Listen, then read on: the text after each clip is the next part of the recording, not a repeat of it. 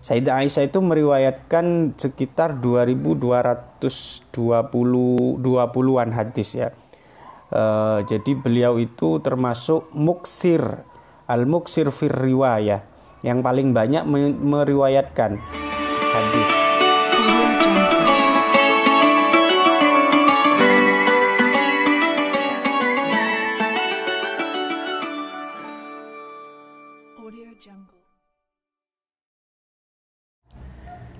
Assalamualaikum warahmatullahi wabarakatuh.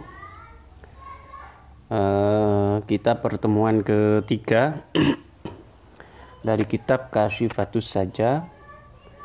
Kemarin kita membahas tentang basmalah, baik dari segi gramatikanya bagaimana, kemudian dari segi pemaknaannya, terus dari segi khasiatnya. Ketika diantaranya adalah ketika dibaca sebelum tidur 21 kali maka selamat dari setan, aman rumahnya dari pencurian, aman dari kematian yang mendadak, dan macam-macam sebagaimana diterangkan oleh Imam As-Sawi. Kali ini kita meneruskan.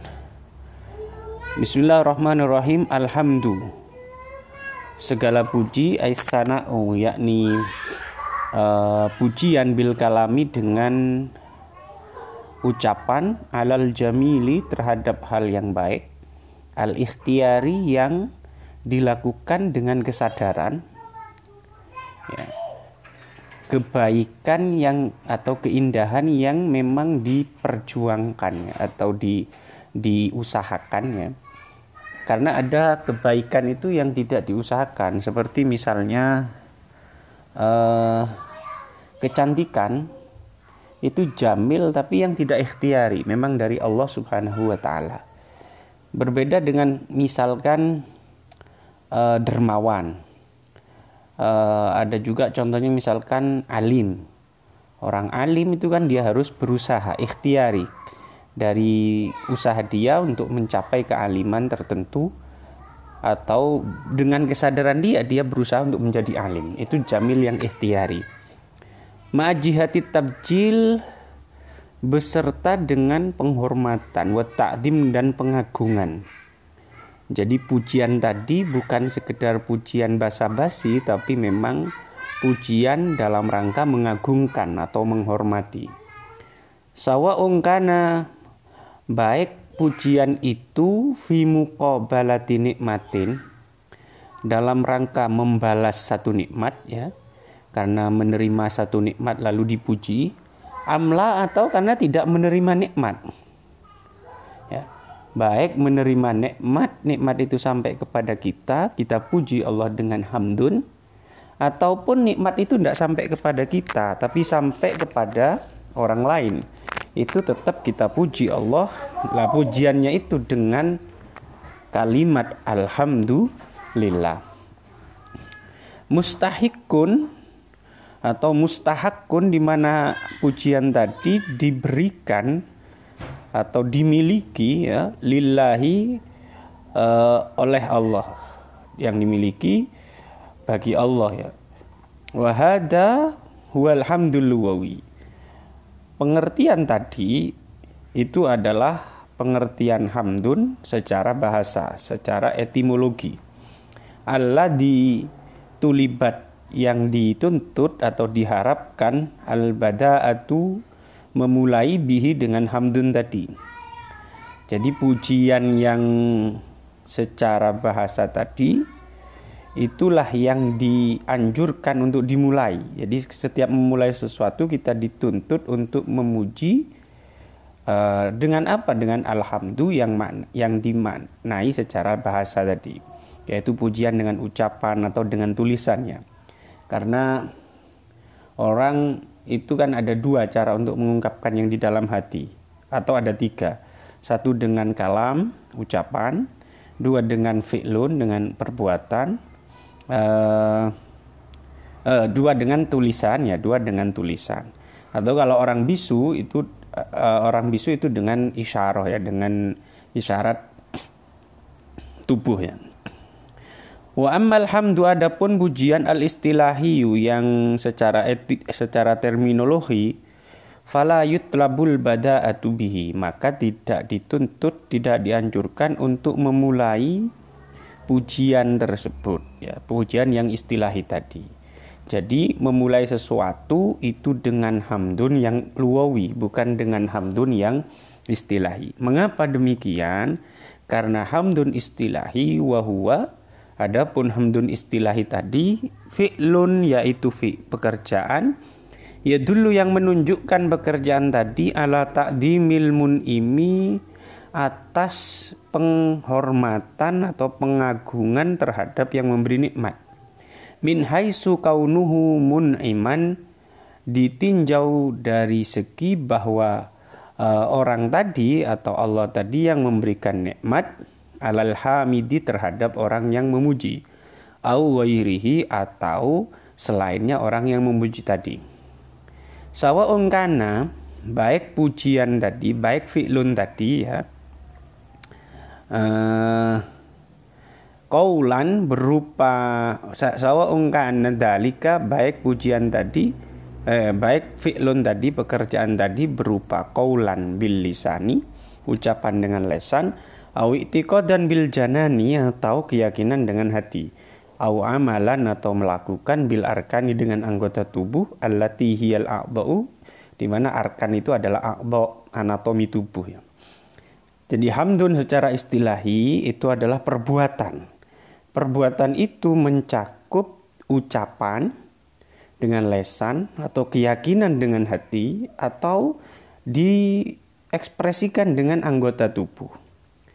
Yang perbuatan tadi berupa 3 hal itu dalam rangka menghormati orang yang memberi nikmat atau zat yang memberi nikmat, dilihat dari aspek atau sudut pandang bahwa orang tadi telah memberikan nikmat kepada yang muji atau kepada yang tidak dipuji. Makanya saya katakan tadi, hamdun itu adalah mensyukuri atau memuji Allah karena Allah telah memberikan nikmat, entah nikmat itu sampai kepada yang muji atau kepada orang yang tidak dipuji, orang lain. Berbeda dengan syukur, misalkan kata syakara itu berterima kasih, syukur itu ya pujian. Saya misalkan diberi sesuatu oleh orang, maka saya ucapkan terima kasih atau matur nuwun. Ya, ucapan matur nuwun, terima kasih itu kan pujian sebenarnya. Pujian dalam rangka apa? Dalam rangka menghormati orang yang telah memberikan nikmat, dan nikmat itu sampai kepada saya. Tapi saya tidak akan berterima kasih, kata syukur itu tidak diucapkan ketika nikmat itu tidak sampai kepada saya, kepada kita, sampai kepada orang lain. Itu kita tidak mengucapkan dengan kata-kata syukur, tapi mengucapkannya dengan kata-kata hamdun. Rabbil alamina, Rabbi yang menjadi Tuhan, al-alamina dari alam semesta, ay muslihin. Syekh Nawawi mengartikan Rabbun di sini ay muslihin, yang memberikan kemaslahatan. Karena sifatnya Tuhan atau Allah, pangeran itu adalah yang tahu detail maslahat tiap hambanya, tiap makhluknya, ya. Lamma iftataha bil basmalati iftitahan hakikiyan. Lamma iftataha, sewaktu musannif mengawali, memulai kitabnya ini bil basmalati, dengan basmalah, iftitahan hakikian, dengan pembukaan yang hakikat. Iftataha, maka musannif juga mengawali kitabnya ini bil hamdalati, dengan mengucapkan alhamdulillah. Iftitahan dengan puji, dengan pembukaan atau awalan idofian yang sifatnya tambahan, ya. Artinya yang sekunder lah, ya, yang tidak sejati, karena tadi yang sejati. Jadi memulai itu bisa dipilah-pilah menjadi 2. Memulai yang secara memang hakikat dan kasat mata itu memang awalan. Ini kan memulainya dia dengan basmalah, itu permulaan yang hakikat. Tapi ada permulaan nanti yang sifatnya tambahan, ya, idofian tadi. Ya tetap awal. Makanya ketika kita mengucapkan Assalamualaikum warahmatullahi wabarakatuh di dalam satu majlis misalkan, ada orang pidato kemudian mengawali dengan Alhamdulillah, dengan Assalamualaikum, itu awal pertama kali yang dia ucapkan itu namanya iftitah hakiki, pembukaan yang asli, yang memang awal ya, yang pertama kali, yang hakikat. Itu salam. Lalu kemudian dia juga mengawali lagi dengan Bismillahirrahmanirrahim. Bismillah yang diucapkan orang yang pidato itu adalah permulaan yang sifatnya tambahan ya. Permulaan yang sifatnya tambahan. Sebenarnya harusnya kalau mau memulai pidato itu Bismillah dulu. Bismillahirrahmanirrahim ya. Assalamualaikum warahmatullahi wabarakatuh. Karena bagaimanapun kitab-kitab itu mengajarkan kepada kita, bahkan Al-Quran mengajarkan kepada kita untuk memulai sesuatu itu dengan Bismillah dulu baru Alhamdulillah ya. Maka baiknya memang memulai dengan Bismillah, lalu silakan kemudian Assalamualaikum, lalu diawali lagi dengan Alhamdulillahirabbil alamin. Jam'an karena mengumpulkan baina hadisail basmalati wal hamdalah, di antara dua hadis yang menerangkan tentang fadilah memulai sesuatu dengan bismillah, walhamdalati dan hamdulillah. Jadi dua hadis itu tidak bertentangan. Satu mengatakan sesuatu yang dimulai dengan basmalah, sesuatu yang baik tidak dimulai dengan basmalah itu kurang berkahnya atau kurang sempurna. Di hadis lain disampaikan bahwa sesuatu yang baik dan tidak dimulai dengan hamdulillah itu kurang berkahnya atau kurang sempurna gitu. Jadi untuk mengumpulkan, mengkomparasikan dua hadis itu tadi biar tidak bertentangan, maka dimulailah oleh musannif dengan basmalah dulu, lalu dengan hamdalah, agar dua-dua fadilah tadi dapat diraih oleh musannif. Waktidaan, dan karena mengikuti bil kitabi terhadap Al-Quran aidon, begitu juga untuk mengikuti Al-Quran, karena Quran sebagaimana di awal surat itu adalah Bismillahirrahmanirrahim, kemudian Alhamdulillahi Rabbil Alamin ya. Wa amalan, dan karena mengamalkan bihadis Ibnu Majah, mengamalkan dengan hadis atau atas hadis, mengamalkan hadis ya yang diriwayatkan di dalam Sunan Ibnu Majah. Lagi-lagi saya ingatkan para sahabat bahwa di dalam kitab-kitab hadis itu Sunan Ibnu Majah posisinya ada di nomor 6, di tingkatan ke-6. Jadi setelah Sahih Bukhari, Sahih Muslim, Sunan Abu Dawud, Sunan Nasai, Sunan Tirmidzi, baru Sunan Ibnu Majah. Mengapa kok ditaruh di tingkatan yang ke-6? Karena disinyalir oleh para ulama ahli kritik hadis atau muhaddisin ya, bahwa kurang teliti Ibnu Majah di dalam memasukkan hadis-hadis di dalam kitabnya yang Sunan itu tadi. Ada beberapa hadis yang disinyalir itu dhaif ya. Dhaif, makanya tidak disebut sebagai kitab Sahih Ibnu Majah tetapi Sunan Ibnu Majah ya. Apa isi hadisnya? Kullu amrin, setiap perkara, dibalin, yang mulia, yang agung, atau seperti kemarin yang memiliki hati, atau segala perkara yang dianggap penting oleh syariat, la yubda'u, yang tidak dimulai, fihi sebab ya, fi-nya di sini ba, fihi sebab perkara tadi, bilhamdulillahi, dengan ucapan alhamdulillah atau tulisan alhamdulillah, bahwa maka perkara tadi ajdamu, itu seperti seperti penyakit judam. Wa fi riwayatin, dalam riwayat yang lain, bahwa maka perkara yang tidak dimulai dengan alhamdulillah tadi, aktou, itu seperti terpotong tangannya, seperti orang yang terpotong tangannya, artinya kurang berkah. Wa fi riwayatin, di dalam riwayat yang lain, bahwa maka perkara yang baik tadi abtaru ya. Abtaru sama seperti kemarin ya, kurang sempurna lah atau cacat ya. Wal makna dari hadis tadi. Wal maknanya hadis tadi ala kullin, berdasarkan pendapat yang 3 itu ya, masing-masing dari pendapat 3, maktuul barokati, terpotong berkahnya atau terputus berkahnya atau kurang berkah. Wa nakisuha, dan kurang berkah. Wa qaliluha, dan sedikit berkahnya.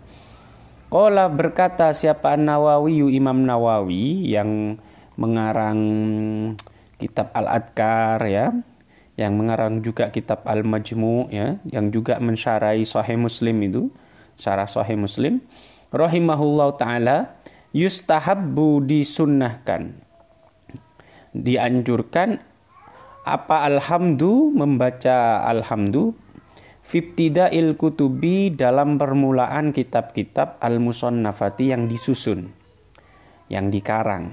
Wakada, begitu juga disunnahkan untuk memulai dengan alhamdu, fibtida'i durusil mudarrisin, di dalam permulaan pelajaran yang diisi oleh para guru ya. Jadi setiap permulaan ngaji itu dianjurkan untuk memulai dengan bismillah dan alhamdulillah. Permulaan mengajar di kelas, permulaan forum apa saja, itu dianjurkan untuk itu.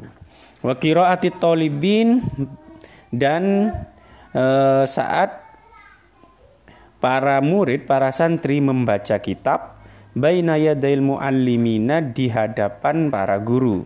Artinya sorokan. Ketika seorang santri itu sorokan itu artinya si murid, si santri itu yang berusaha secara mandiri ya, berusaha secara mandiri untuk mempelajari kitab itu, lalu ditasheh, divalidasi, dikonfirmasi pembacaannya tadi dengan pemahaman syekhnya, dibaca di hadapan syekhnya atau gurunya atau kiainya. Sawaun qara'a, baik murid tadi membaca hadisan hadis, au fikhan, atau ilmu fikih, au ghairahuma, atau membaca selain hadis dan fikih, baca nahwu, baca kitab tafsir ya, baca kitab tauhid, baca kitab tasawuf, itu semuanya disunahkan untuk mengawali dengan alhamdu, setelah mengawali dengan bismillah ya. Wa ahsanul ibarati, redaksi yang terbaik, fidalika, di dalam ucapan alhamdu atau tulisan alhamdu, adalah alhamdulillahi rabbil alamin. Redaksi terbaik ketika kita memuji menggunakan kata-kata hamdu adalah dengan mengucapkan alhamdulillahi rabbil alamin. Itu redaksi yang terbaik. Waqala, dan berkata ba'du syafi'i, sebagian ulama yang bermadhab syafi'i. Apa perkataannya? Afdalul mahamidi ayyuqala alhamdulillahi ila akhirih. Afdalul mahamidi, pujian yang paling mulia, paling utama, ayyuqala, yaitu ketika dikatakan. Apa perkataan yang isinya adalah pujian yang paling mulia tadi? Alhamdulillahi hamdan yuwafi ni'amah wa yukafi'u mazida. Ini redaksi yang terbaik menurut sebagian ulama madhab syafi'i.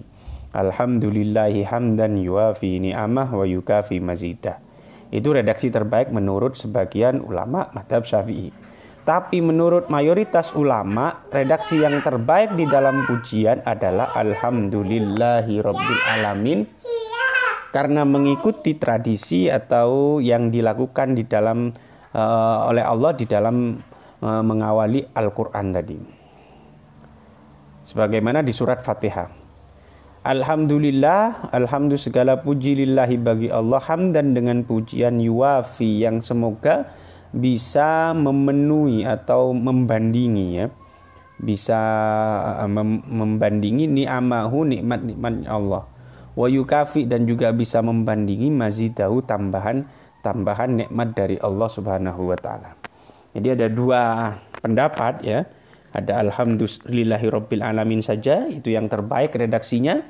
Ada yang mengatakan adalah alhamdulillahi hamdan yuwafi ni'amah wa yukafi mazidah. Itu yang biasa dijadikan muqaddimah ya, pendahuluan oleh para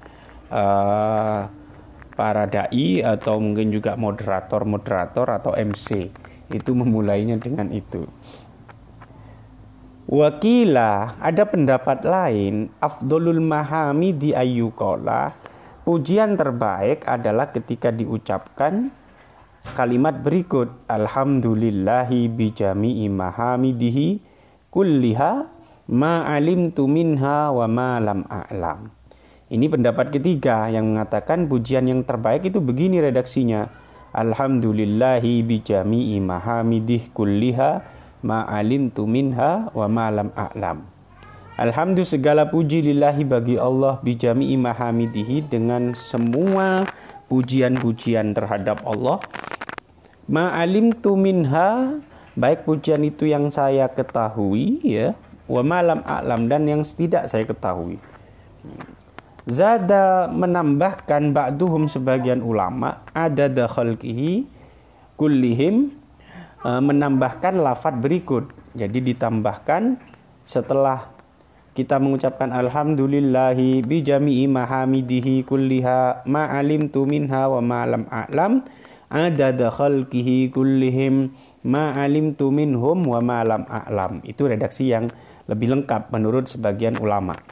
Adada khalqihi sesuai dengan jumlah makhluknya, kullihim seluruh makhluk tersebut, ma'alim tu minhum, baik yang saya ketahui dari makhluk-makhluk tersebut, wa malam a'lam, dan yang tidak saya ketahui. Itu pendapat keempat berarti ya. Pendapat pertama, redaksi terbaik adalah alhamdulillahirabbil alamin. Pendapat kedua, sebagian madhab syafi'i, ulama madhab syafi'i mengatakan redaksi terbaik adalah alhamdulillahi hamdan yuwafi ni'amah wa yukafi'u mazida. Pendapat ketiga adalah alhamdulillahi bijami'i mahamidihi kulliha ma alimtu minha wa ma lam a'lam. Pendapat keempat, alhamdulillahi bijami'i mahamidihi kulliha ma alimtu minha wa ma lam a'lam adada khalqihi kullihim ma alimtu minhum wa ma lam a'lam. Ada 4 redaksi itu yang ditawarkan oleh para ulama ya, tapi yang paling populer dan paling disetujui oleh hampir seluruh ulama adalah redaksi yang alhamdulillahi rabbil alamin, mengikuti awalan dari surat Al-Fatihah. Wa fi khabar Ibnu Majah, dan di dalam hadis yang diriwayatkan dalam Sunan Ibnu Majah, an Aisyah, dari Sayyidah Aisyah, karena Sayyidah Aisyah itu meriwayatkan sekitar 2220-an hadis ya. Jadi beliau itu termasuk muksir, al-muksir fir riwayah, yang paling banyak meriwayatkan hadis. Yang paling banyak itu Abu Hurairah, kemudian Abdullah bin Umar, Abdullah bin Abbas, terus Sayyidina Umar ya. Dan diantaranya adalah Sayyidah Aisyah ini. Kalau istri beliau yang paling banyak meriwayatkan hadis ya tentu Sayyidah Aisyah. Di bawahnya itu ada yang mencapai angka 700. Ada yang hanya meriwayatkan puluhan, ada yang hanya meriwayatkan 1, yaitu Sayyidah Khadijah ya. Karena apa yang disampaikan oleh Sayyidah Aisyah, karena ada Rasulullah, siapa Rasulullah sallallahu alaihi wasallam, itu idaro'a, ketika melihat siapa Rasul, ma terhadap barang yuhibbu, yang senang Rasul pada barang tersebut, qala, maka berkata Rasul, alhamdulillahilladzi binikmatihi tatimmus sholihat, terhadap atau berkata dengan kalimat berikut. Jadi Rasul sallallahu alaihi wasallam kalau melihat sesuatu yang disenangi, melihat sesuatu yang disenangi atau mendapati sesuatu yang disenangi, itu Nabi memuji Allah. Pujiannya dengan apa? Alhamdulillahilladzi binikmatihi tatimmus sholihat. Ini pujian yang diucapkan atau doa ya, yang diucapkan ketika kita melihat sesuatu yang menyenangkan terhadap diri kita atau keluarga kita. Alhamdulillahilladzi binikmatihi tatimmus sholihat. Alhamdulillah, segala puji lillahi, itu bagi Allah, alladzi yang binikmatihi dengan nikmatnya Allah tadi tatimmu menjadi sempurna apa as-solihatu beberapa perkara yang bagus. Ya. Alhamdulillahilladzi tatimmu bihi alhamdulillahilladzi binikmatihi tatimmu sholihat. Itu pujian yang diucapkan saat melihat sesuatu yang menyenangkan.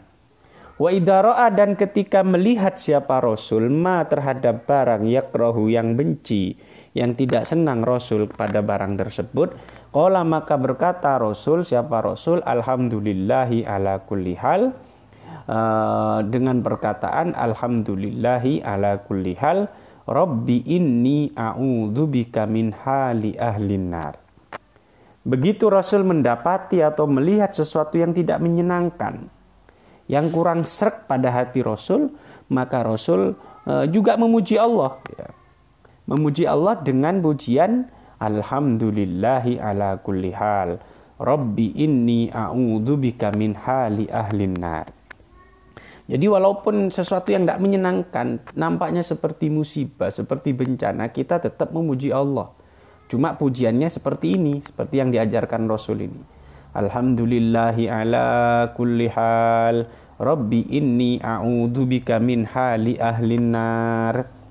Alhamdulillah segala puji lillahi bagi Allah ala kulli hal, dalam setiap kondisi apapun, termasuk kondisi yang tidak menyenangkan tadi. Rabbi, wahai Tuhanku, ini sesungguhnya aku a'udzu berlindung aku bika dengan Tuhan, denganmu min hali ahlin nar dari kondisi penduduk neraka. Alhamdulillahi ala kulli hal wa a'udzu bika rabbi inni a'udzu bika min hali ahlin nar. Kalau menyenangkan, maka kita memuji Allah dengan alhamdulillahi binikmatihi tatimmus sholihat.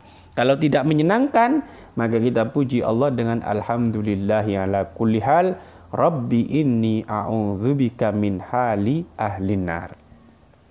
Wabihi dan hanya dengan Allah, la bi ghairihi tidak dengan selain Allah, nasta'inu kami mohon pertolongan. Minta pertolongan itu hanya kepada Allah, ya. Karena Allah yang menciptakan kita semua, seluruh makhluk, Allah yang mengendalikan hati seluruh makhluk. Sehingga kesulitan macam apapun kita, kalau kita sudah memohon kepada Allah, minta tolong pada Allah, Allah lah yang akan menggerakkan hati orang lain untuk membantu kita. Gitu ya. Ainat lubu, yakni kami mohon, kami mengharap al-ma'unata pertolongan kepada Allah tadi, ya. Hanya kepada Allah kami minta pertolongan. Itu sama dengan redaksi hampir sama dengan redaksi dalam surat Al-Fatihah. Iyyaka na'budu, hanya kepadamu kami menyembah, wa iyyaka dan hanya kepadamu nasta'inu kami mohon pertolongan. Hanya kepada Allah kita memohon pertolongan, tidak kepada yang lain. Fatakdimul jari wal majrur. Adapun mendahulukan jar majrur, yaitu kata bihi itu tadi, ba-nya itu jar, huruf jar, hi-nya itu yang dijarkan dengan ba tadi. Mendahulukan bihi tadi daripada kalimat nasta'inu, ditaruh di awalnya, di depannya nasta'inu, untuk apa? Li ifadatil ikhtisasi, untuk bertujuan untuk menghususkan. Jadi beda antara begini, saya mencintai kamu. Itu ya bagus kalimat itu, bahwa saya mencintai kamu. Tapi boleh jadi saya juga mencintai orang lain. Saya juga mencintai sesuatu yang lain. Boleh jadi begitu, karena redaksinya saya mencintai kamu. Tapi ketika saya balik kalimat itu menjadi kalimat seperti ini, hanya kamu yang saya cinta. Nah, saya taruh di depan tadi, maka itu ya hanya dia saja, hanya kamu yang saya cinta, yang lain tidak gitu.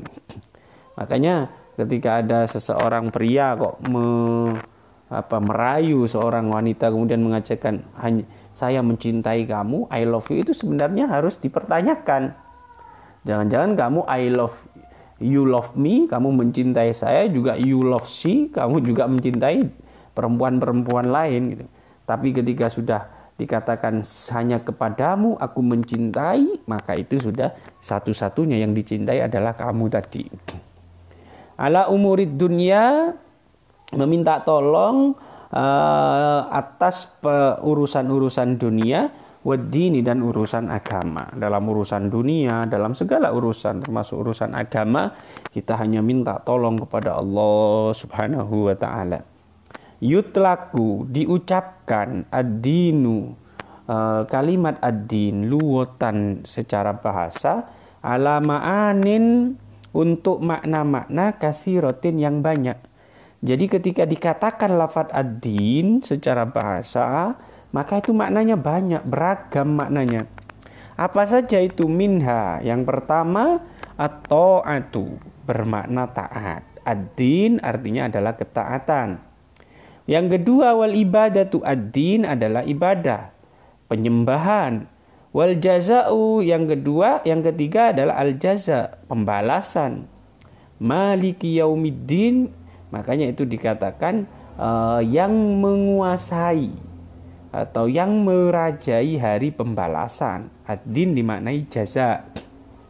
Wal hisabi, dan hari perhitungan. Perhitungan, ad-din juga bermakna al-hisab, penghitungan tadi. Jadi bisa bermakna ketaatan, bisa bermakna penyembahan, bisa bermakna pembalasan, bisa bermakna penghitungan. Itu ad-din secara bahasa. Wasar'an, ketika ad-din diucapkan secara syarak, maka yang dimaksudkan adalah alama, yaitu sesuatu syara'a yang disyariatkan, yang mensyariatkan pada sesuatu tersebut siapa Allah. Ad-din secara istilah, secara terminologi, secara syar'i adalah sesuatu yang disyariatkan oleh Allah Subhanahu wa taala ala lisani nabi, melalui lesan nabinya. Berisi apa? Minal ahkami, yang berisi hukum-hukum. Ya.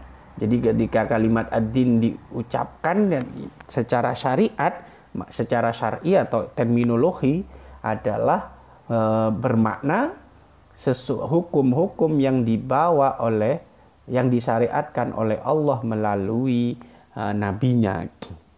Wa summiya dinan, juga ad-din itu dikatakan kenapa kok ad-din disebut dengan agama disebut din? Karena li'annana nadinu lahu aina tagidu wa nangkodu. Karena kita ketika beragama itu berarti kita patuh dan tunduk kepada Allah Subhanahu wa taala, kepada agama tadi, kita tunduk pada agama tadi. Ya. Jadi ad-din itu maknanya adalah ketundukan, ya, kepatuhan.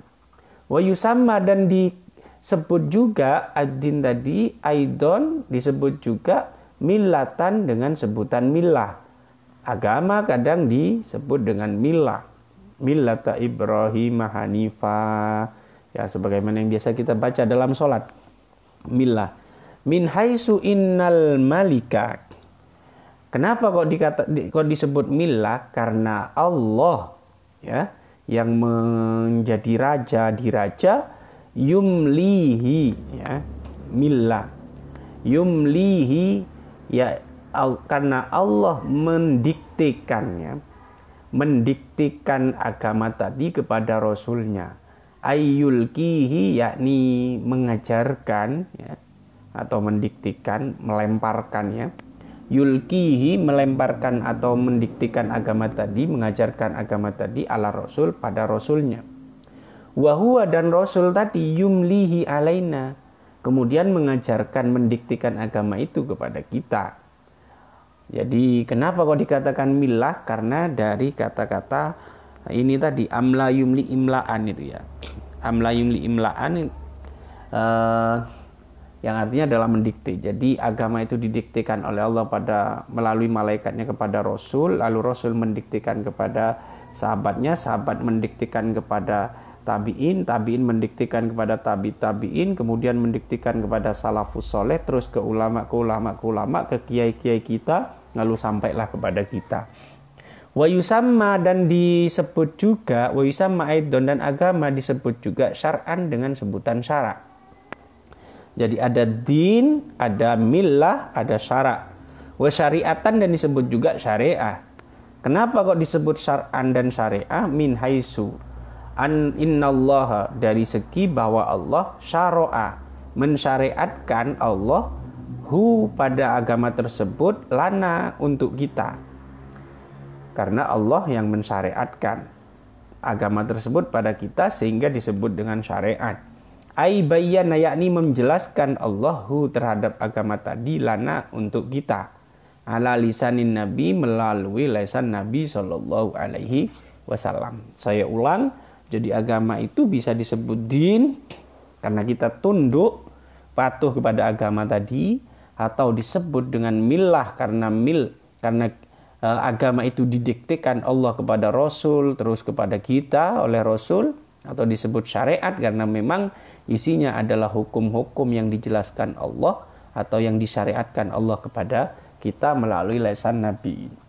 Wasalla, dan semoga rahmat takdim tercurahkan, semoga wasalla dan semoga rahmat takdim Allah, semoga menambahi rahmat takdim siapa Allah aizada, semoga menambahi hu kepada Nabi siapa Allah atfan, rasa belas kasih, wa ta'diman dan penghormatan, wasallama dan menambahi keselamatan, aizada yakni menambahi hu pada Nabi siapa Allah tahiyatan atas terhadap penghormatan, udma yang agung, balagot yang sampai penghormatan tersebut ada rojata pada tingkatan al-quswa yang puncak ya, yang paling tinggi.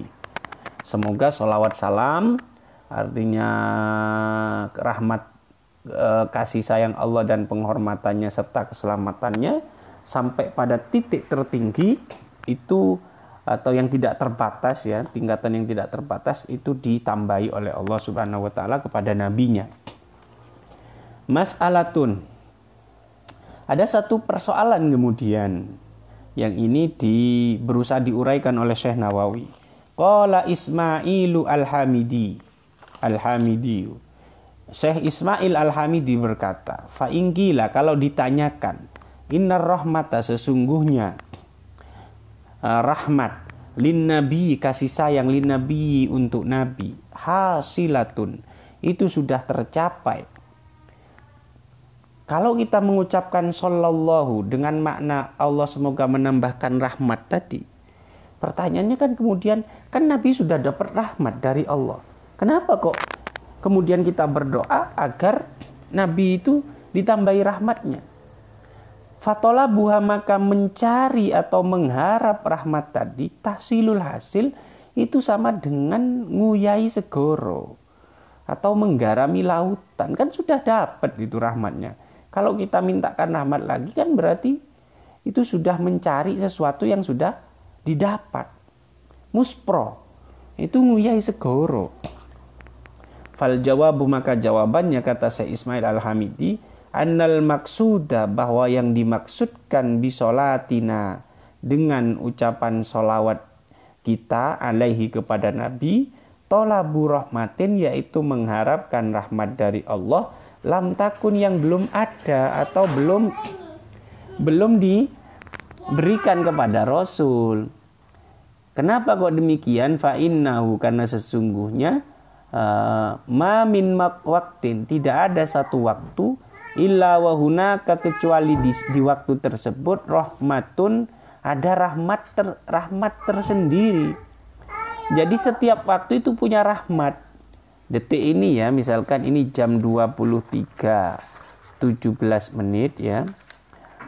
Ini ada rahmat tersendiri dalam detik ini, dalam menit ini ada rahmat tersendiri. Bahkan detik ya, dalam tiap detik itu ada rahmat yang spesial, yang khusus untuk detik itu saja.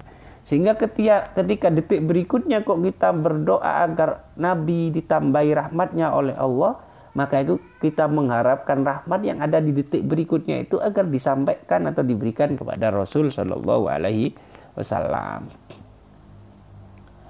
Lam tahsul wa hunaka rahmatun, dan di waktu tersebut rahmatun, ada rahmat, lam tahsul, yang belum diperoleh atau dimiliki lahu oleh Nabi Muhammad sallallahu alaihi wasallam. Fala yazalu, maka senantiasa ya tarokko, Nabi itu selalu naik, ya, selalu naik fil kamalati, dalam kesempurnaan, selalu bertambah kesempurnaannya, ilama, sampai batas la nihayata, yang tidak ada batasnya, sampai tidak ada batasnya, lahu ilama la nihayata lahu, sampai sesuatu yang tidak ada batasnya. Karena kita doakan terus, kan setiap muslim itu hampir tiap detik itu saya yakin ada yang bersolawat kepada Nabi, sehingga tiap detik Nabi selalu bertambah rahmat yang baru.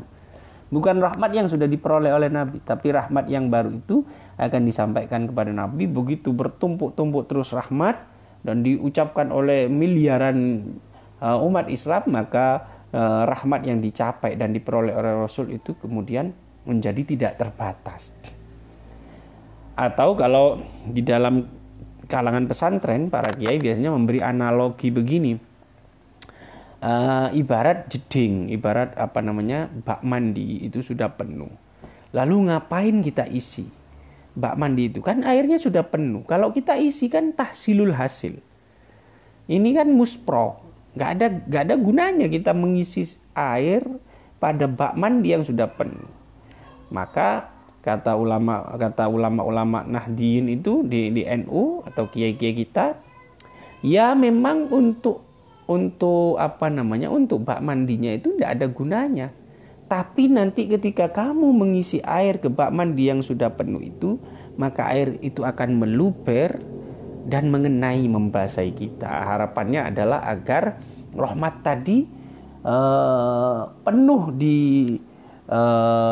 penuh yang dimiliki oleh Nabi itu penuh, sehingga kemudian meluber kepada kita yang membaca. Cuma pemaknaan seperti ini saya kurang sepakat. Karena dengan begitu kita sebenarnya tidak mendoakan Nabi. Kita mendoakan Nabi agar dapat rahmat, tapi ujung-ujungnya agar rahmat ini sampai kepada kita. Ini kan kayak kita main karambol.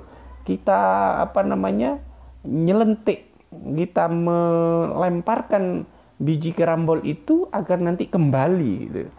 Ini kan kurang bagus, tidak etis. Menurut saya kurang pas analogi seperti itu. Ya, yang benar kita memang murni untuk memintakan tambahan rahmat kepada Allah untuk Nabi Muhammad SAW. Tanpa embel-embel kita berharap rahmat itu kemudian meluber kepada kita. Tidak. Fahuwa, maka Nabi yantafi'u, mendapat manfaat atau mengambil manfaat di sholatina, dengan ucapan sholawat kita alaihi, kepada Nabi, alas sohihi, menurut pendapat yang sahih. Menurut pendapat sahih, Nabi juga mendapatkan keuntungan dengan sholawat yang dibacakan oleh kita, oleh umatnya. Tentu muqabilnya sahih atau pendapat yang tidak sahih itu tentu mengatakan bahwa Nabi ya tidak dapat keuntungan dengan sholawat kita itu tadi. Lakin tetapi layam bagi, tidak seharusnya ayyaksida, menyengaja siapa al-musolli, orang yang membaca sholawat, dalika, menyengaja terhadap itu tadi agar Nabi mendapat manfaat. Tidak boleh ketika kita baca sholawat itu tadi dengan tujuan agar Nabi dapat tambahan rahmat tadi, atau Nabi dapat keuntungan dengan rahmat, dengan doa kita itu tadi. Bal yaksidu, tapi menyengaja siapa yang bersolawat tadi at-tawassula, untuk menjadi wasilah ila rabbihi, kepada Tuhannya, fi naili maksudihi, dalam memperoleh tujuan orang yang membaca sholawat tadi. Tapi itu hanya sebagai wasilah, perantara kita untuk menuju Allah. Agar apa? Agar maksud-maksud yang kita harapkan itu dapat. Sama seperti ini, kalau kita meminta sesuatu, bantuan kepada gubernur misalkan, lalu kita kenal orang terdekat gubernur, orang yang paling dekat, ring satunya. Kemudian kita puji atau kita tulislah nama itu tadi orang terdekatnya gubernur itu di proposal kita, dan di situ ada tanda tangannya. Ya, itu kan sebagai perantara saja sebenarnya gitu. Sebagai perantara saja, dan itu tidak mendapat keuntungan apa-apa orang yang dekat dengan gubernur tadi dengan proposal kita itu tadi ya. Itu perantara agar proposal itu kemudian disetujui dan dicairkan, nanti kembalinya kepada kita ya. Wala yajuzu, dan tidak boleh ad-du'a'u mendoakan lin nabi, untuk nabi. Tidak boleh mendoakan nabi bi ghairil waridi, dengan doa yang tidak diajarkan oleh nabi. Tidak boleh kita mendoakan nabi dengan doa yang tidak diajarkan nabi. Karahimahullah, misalkan Nabi Muhammad rahimahullah, itu tidak boleh karena itu tidak diajarkan Nabi. Jadi kalau Nabi sallallahu alaihi wasallam atau alaihi salatu wassalam, itu doa yang memang warid, memang diajarkan, datang dari Nabi. Warid itu datang ya. Balil munasibu, tetapi yang pantas atau yang cocok dengan kondisi atau yang sesuai, walaiku, dan yang pantas, fi haqqil anbiya'i, dalam mendoakan para nabi, ad-du'a'u bis sholati wassalam, yaitu mendoakan dengan sholawat salam. Untuk nabi kita mendoakannya dengan doa sholawat salam. Wa fi haqqi sahabat, sementara untuk sahabat wa tabi'ina, dan para tabi'in, wal auliya'i, dan para wali, wal masyai, dan para guru, bitaroddi, dengan doa semoga dapat ridho Allah. Jadi sahabat Abu Bakar radhiyallahu anhu gitu loh. Umar ibnul Khattab radhiyallahu anhu. Anhunya itu kembali kepada Abu Bakar atau Umarnya. Abdullah ibnu Abbas radhiyallahu anhuma. Itu huma itu tasniyah atau dua orang, itu kembalinya kepada Abdullah yang meriwayatkan hadis, dan kepada Abbas, bapaknya Abdullah. Kenapa kok pakai anhuma, huma, kembalinya doa keridhaan Allah itu tadi ditujukan kepada dua orang, Abdullah dan Abbas, karena Abdullahnya muslim dan Abbasnya muslim. Sehingga kemudian boleh kita mendoakan agar Abbas dan Abdullah yang sama-sama muslim itu tadi mendapatkan ridho dari Allah Subhanahu wa taala. Aisyah bintu Abi Bakrin radhiyallahu anhuma, karena Abu Bakarnya muslim, Aisyahnya muslim. Tapi ketika Umar ibnul Khattab, Umarnya muslim, Khattabnya itu tidak muslim, maka kita yang doakan dapat ridho Allah itu hanya Umarnya, maka pakai singular ya, pakai bentuk mufrad, bentuk yang satu, artinya anhu, tidak boleh anhuma. Kiai juga boleh, syekh itu juga boleh didoakan dengan radhiyallahu anhu. Sahabat, tabiin, ulama juga boleh. Wa fi haqqi ghairihin, sementara untuk yang lain, yakfi, maka cukup ayyudu'ain, doa apa saja, karena yang ada. Kalau yang lain yang didoakan apa saja selain itu, tidak boleh kemudian ulama kok didoakan sallallahu alaihi, tidak boleh. Nabi didoakan dengan radhiyallahu rahimahullah, ya tidak boleh. Kalau rahimahullah ya untuk para kiai, para syekh, tidak apa-apa rahimahullah ya. Atau di dalam tradisi kitab-kitab itu ulama-ulama itu biasanya rahimahullah ya. Al-fakir ila rahmatillah, orang yang sangat butuh pada rahmatnya Allah Subhanahu wa ta'ala. Intaha, sudah habis atau sudah selesai pendapatnya Ismail Al-Hamidi tadi. Ala sayyidina, semoga sholawat salam tadi sampai kepada Tuhan kita Muhammadin, yaitu Nabi Muhammad. Huwa Muhammad afdolu asma'ihi, adalah nama Nabi yang paling utama. Ya, jadi nama Nabi yang paling bagus, yang paling baik itu adalah Muhammad. Di samping Nabi punya nama-nama yang lain itu. Tapi yang paling afdol itu adalah Muhammad. Ya. Wal musammi lahu bidalik, wal musammi adapun yang memberi nama lahu kepada Nabi bidalik dengan nama Muhammad, jadduhu yaitu kakeknya Nabi, Abdul Muttalib yaitu Abdul Muttalib. Siapa yang memberikan nama Muhammad pada Nabi adalah Abdul Muttalib, kakeknya. Abdullah itu adalah buyah ayahnya Nabi. Abdullah punya ayah namanya Abdul Muttalib, Muhammad ibni Abdillah ibni Abdul Muttalib, kakeknya. Fi sabi'i wiladatihi, pada hari ke-7 dari kelahirannya Nabi. Ya, hari ke-7 kelahiran itu dikasih nama ya.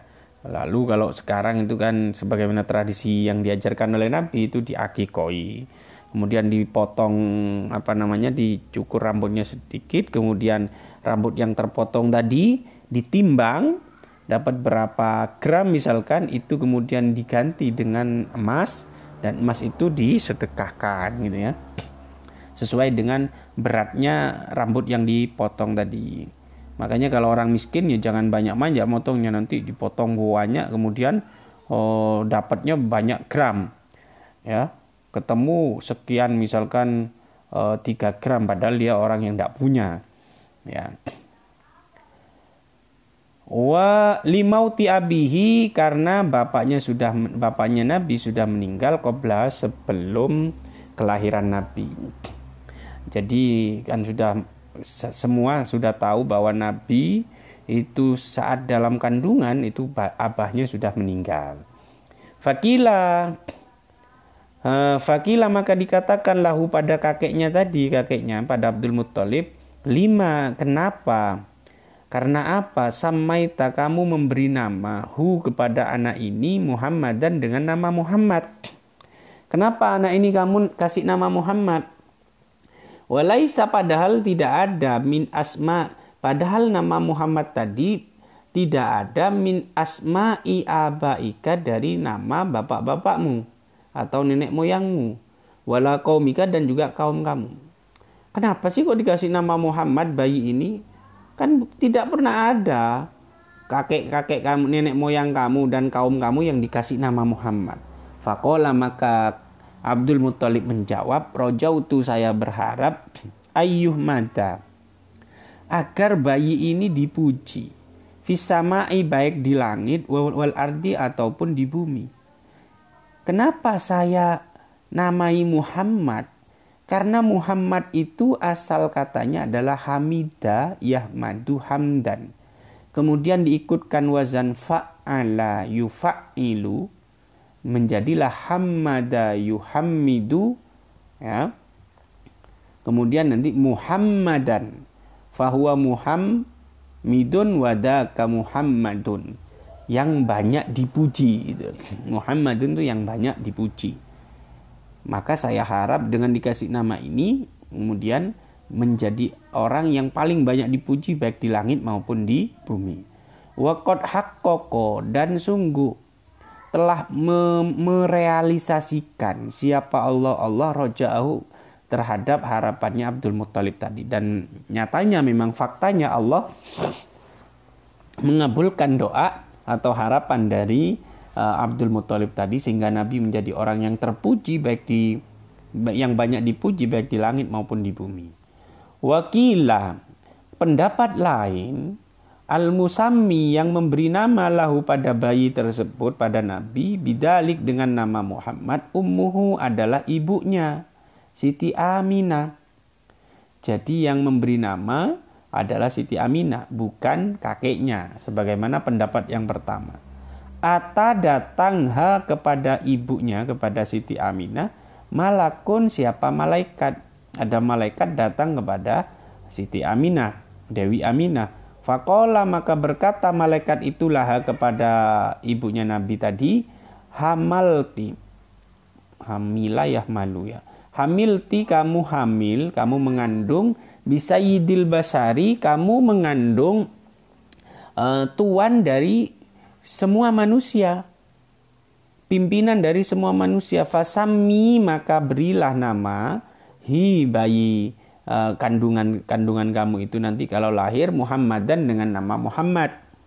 Wa innama ata, sesungguhnya musannif mendatangkan atau menulis ya, mendatangkan bisolati dengan solawat fi awali kitabih, di awal kitabnya, ala rasulillahi, solawat terhadap Rasulullah, amalan karena mengamalkan bil hadisi, terhadap hadis al-qudsi yang datangnya dari Allah Subhanahu wa taala ya. Kenapa musannif mengawali juga dengan solawat? Karena mengamalkan hadis, mempraktekkan hadis qudsi ya. Hadis qudsi itu ilham atau wahyu dari Allah kepada Nabi ya, selain Al-Quran ya. Wa huwa qauluhu, ya, apa isi hadis qudsi tadi? Abdi lam tashkurni ida lam tashkur man ajraitun ni'mata ala yadaihi ila akhirih. Nanti kita lanjutkan karena ini sudah hampir 1 jam ya. Kita lanjutkan pada pertemuan berikutnya. Subhanakallahumma wa bihamdik asyhadu an la ilaha illa anta astaghfiruka wa atubu ilaik. Rabbana la tu'akhidna in nasina aw akhtana. Assalamualaikum warahmatullahi wabarakatuh.